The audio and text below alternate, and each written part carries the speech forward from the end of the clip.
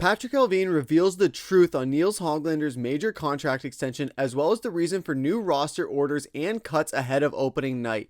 And we have updates on Thatcher Demko and Dakota Joshua from insiders and Allvin himself from a busy media day. We're going to be breaking down all of that in this episode of Canucks Digest, but first make sure to hit that subscribe button and click the bell icon so you don't miss any updates as we head into opening night. And with that, let's hop into the first topic of the day, which is the truth on Hoglander extension. Now we see here a quote from Patrik Allvin, who had a very busy media day with a lot of quotes that we're going to be covering in this video, the first of which being asked about Nils Höglander's extension. He said, "Nils has earned it. 2 years ago when I was sitting in my office with him and making the hard decision for him to go down to Abbotsford, it kind of reset his game and learning how to play the right way. He wasn't happy about it, but he accepted it and trusted the organization, and he's gotten better ever since.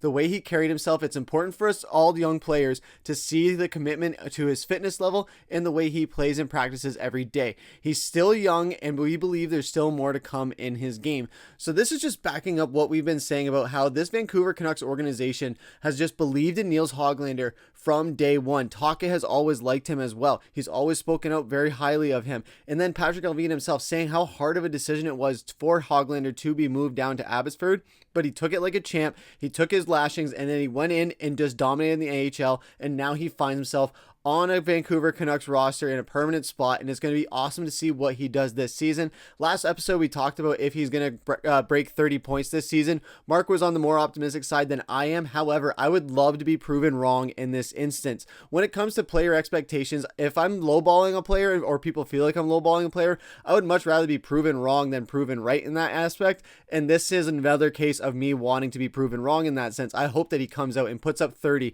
maybe even 35 points in this season, and just finds himself in a top 6 position heading into next season. It's going to be amazing to see what he does, if he doesn't already find himself in a top 6 position by the All-Star break even at this point.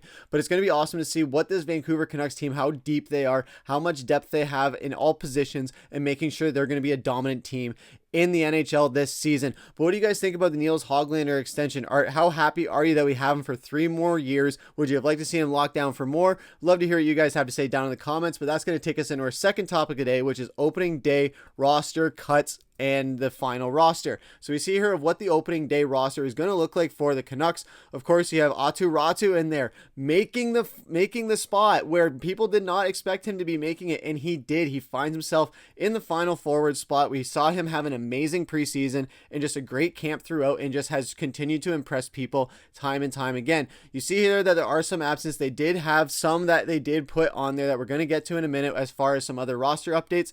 But then when you look at that, obviously you can see them if you know what players you're looking for.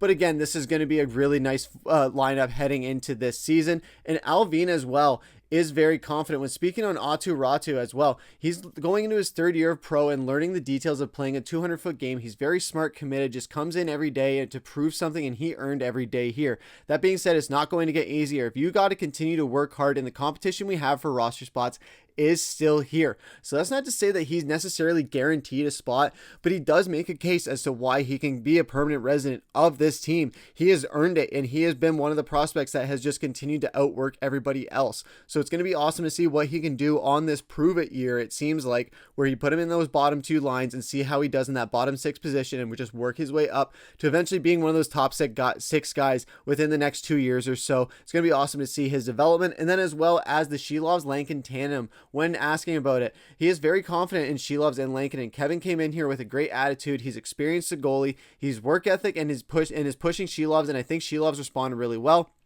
I think those guys set us up really well. I'm very comfortable with those guys carrying the load here, and that's a just amazing thing to see, especially when you look at the roster update where Dakota Joshua and Thatcher Demko have been put on the injured non-roster. And then as well as you have some players being sent to Abbotsford. We did reclaim Jiri Patera, so we're going to talk about those in a second, but just touching on the Lankinen and the Shelovs update where these guys, they came in here, they know there's going to be a goalie competition. Kevin is ready to push Shelovs beyond what he's expected, and Shelovs is just ready to rise to that challenge. So hearing that these guys have already started motivating each other while still competing with each other for that number 1 spot when Thatcher Demko is healthy, it's going to be an amazing story to follow. And this goalie saga for Vancouver just seems to continue and continue for the next few years at least. But when you go out to the tough roster cuts that he had to make, talking about Arshdeep Bains firstly, it was tough. Rick and I met with him this this morning. We still have a couple days before opening night. Things could change, but again, very pleased with his season last year, the way he prepared himself for the summer.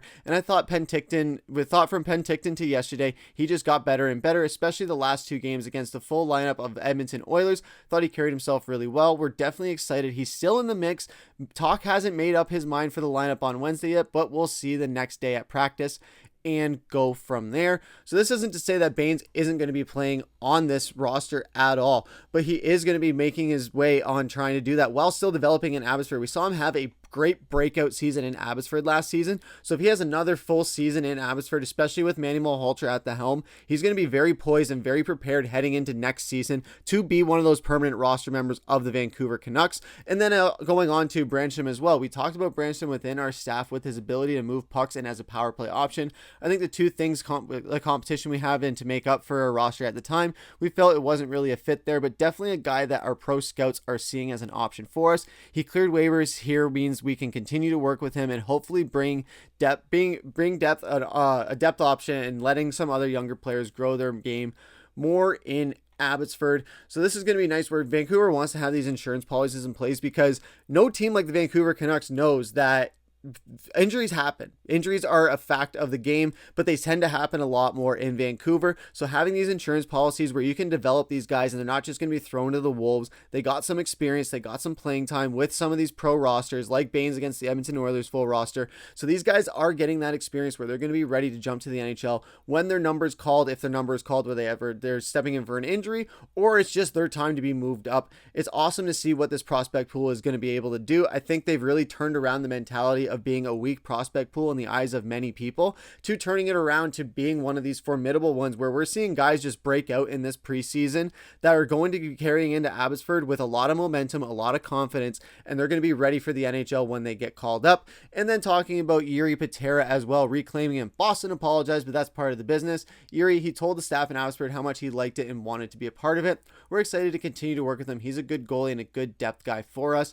And that's definitely necessary where we have a lot of goalie things happening in Vancouver. We already got the goalie competition between Lankinen and Patera. We have the Demko dilemma as well. So having this insurance policy with Patera, I know we've been saying insurance policies a lot, but this is the Vancouver Canucks. But the biggest thing I think there is saying that Patera wanted to be in Abbotsford. He wanted to be in this Vancouver system and this Vancouver culture under this Patrik Allvin era and the Rick Tocchet era and the Manny Malhotra era. Those three guys are big keys, as well as Jim Rutherford assembling all these pieces together, overseeing it all. But these guys are just building a culture that players want to come to no matter what, whether they're getting paid a certain amount or not. I know Zadorov is a whole different thing. I know he kind of threw Vancouver under the bus today. We're going to cover that in a later video, and there's a whole other dilemma to go into that, and that's going to be awesome to see this rivalry heading into this season with Boston. And it's nice that Patera isn't a part of that. Patera said, hey, you know what? I'm not going to be like Zadorov. I'm not going to go to Boston. I'm going to come back to the Abbotsford system and just play with these guys, and I love these guys in this city. So that's going to be amazing to go into next season. And he did briefly talk on the Tucker Poolman trade. We had different options, different ideas if we weren't able to execute a trade, but it definitely helps us and definitely helps the competition with some flexibility here now. And I think all good teams have depth and all good teams have internal competition. I'm happy for our coaches to have harder decisions to make here now. It's good for the younger players to get a chance for call-ups, and I think it's going to be a lot of hungry players in Abbotsford this year. It's definitely easier to work not being an LTIR and the difficulty of setting your roster as we did last year. I think this definitely gives us more flexibility. I'm excited about the competition here. So Tucker Poolman, of course, was a big $2.5 million weight that we just got lifted off of our chests. We don't have to worry about it. We were wondering when this was going to happen, when Vancouver was finally going to pull the trigger and finally execute this trade and just relieve him of that. So it is nice that some other team took it on for us and we don't have to worry about it anymore. And then we were able to go out and extend a guy like Hoglander. There's so many things that were just great collateral damage as a result of this Tucker Poolman trade. And it wasn't even collateral damage. It was collateral benefits, if anything. So it was nice to see that Vancouver dug themselves out of that hole. We don't have to worry about that big $2.5 million a year thing looming over our head. We can go into it without worrying about LTIR and focusing on the major injuries that we do have. And those two major injuries are Dakota Joshua and Thatcher Demko. We see here in this update from them, from Patrik Allvin, nothing really has changed in terms of his timeline. Thatcher is very committed. He's been skating almost every day on his own or with the injured guys, and he's doing his rehab. At this point, the luxury of having Artur Shilovs and Kevin Lankinen, we don't feel we need to rush Thatcher, and that's important for his long-term health. Also, being around the guys here, he seems to be very upbeat,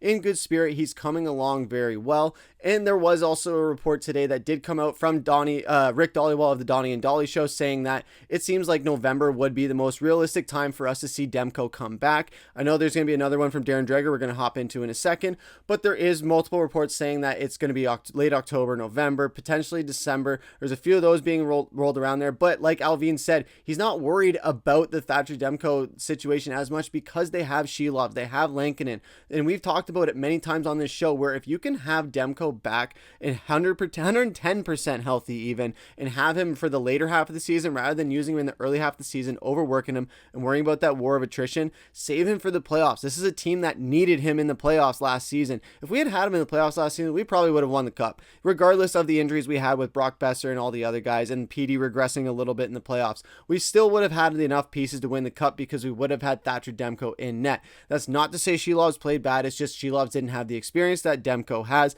Demko at the end of the day was a Vezina finalist, so it does make sense that it is the ultimate X factor in there, but Shilovs is going to be able to hold it down, especially when him and Lankinen are going to be going into this first half of the season as the two goalies we run with. It'll be nice to see how they do, and if Vancouver isn't in a big hole, I think we're going to be just fine. We're going to cruise into the playoffs. We're still going to win the division. I'm not too worried about it, and neither is Patrik Allvin. And speaking on Dakota Joshua, whatever, Dakota's been back skating for a week now with Jason Krog, the skills and skating coach, and Demko in the morning, so he's definitely been making progress. It's been a tough couple of months for him, but being around the guys, being around the team is definitely making progress here. So, of course, Dakota Joshua, that's another big injury where this is a thing that happened in the offseason. We all know what happened there. We hope nothing but the best for him. It's great that he's recovering and he got it handled. But again, this is another player where we're going to need him when we need him most, and that is going to be the end of the season and the postseason. So do not try and rush him back. Make sure that he's 110%. Make sure everything is all good and dandy. And Connor Garland will have his line mate and his co-pilot back as soon as they can. But when he is ready is the major thing. And coming out from Darren Dreger's on the Sakaris and Price podcast, it's optimism on both fronts. The outside timeline, let's not staple this down, is 3 or 4 weeks. We know that Dakota Joshua is continuing to recover from the treatments that go along with his procedure as well. So that sounds like great news. He's an important team guy, Thatcher Demko, in that mysterious knee recovery situation. There's not a lot of details that's actually going on there. But again, same sort of timeline, that 3 to 4 weeks. If it's a bit shy of 3 weeks, if it drifts into that 4th week, I don't think there should be panic across the board. But again, a sense of optimism if you're looking at it internally from the Canucks perspective, that those two pieces, especially Demko, who's kidding who? He's a game changer. As an NHL netminder, if they can get him into the mix early into the regular season, a month in worst case scenario, I think that puts Vancouver in a really good position moving forward. And we've seen guys like Elliot Friedman, Craig Button, and now Rick Dhaliwal saying how when Demko is coming back, that this Vancouver Canucks team is a Stanley Cup contender and they have the pieces to win it all. It's just making sure that Demko is 100% healthy and that he is that X factor that they need. So then Dhaliwal saying November, so that is a bit more over 3 to 4 weeks. Nobody knows officially, and Allvin was very hush-hush about it. He's not going to show his cards because he doesn't want other teams to try and pick on Vancouver while they don't have Demko. So they want to keep the other teams on their toes, and they just don't want to create a story where they don't need to. They know that, hey, at the end of the day, he's not coming back till he's 110% ready. Regardless of when you guys know that or not, it's just going to happen. You're going to have to trust us. We got to trust in Allvin. We got to let him cook. He is the one that is going to be at the helm for all of this. But what do you guys think about everything happening? What do you think about the opening day roster, the little cuts that we made, and as well as the Demko and Dakota Joshua update? Would love to hear what you guys have to say down below. But that's going to do it for this episode of Canucks Digest. I know we covered a lot in this video. We have a lot more coming up as opening night is coming up. So stay tuned for Canucks Digest. You don't want to miss all the updates as we're bringing them to you heading into opening night. That's going to do it for this episode. I've been your host, Griffin. Take care.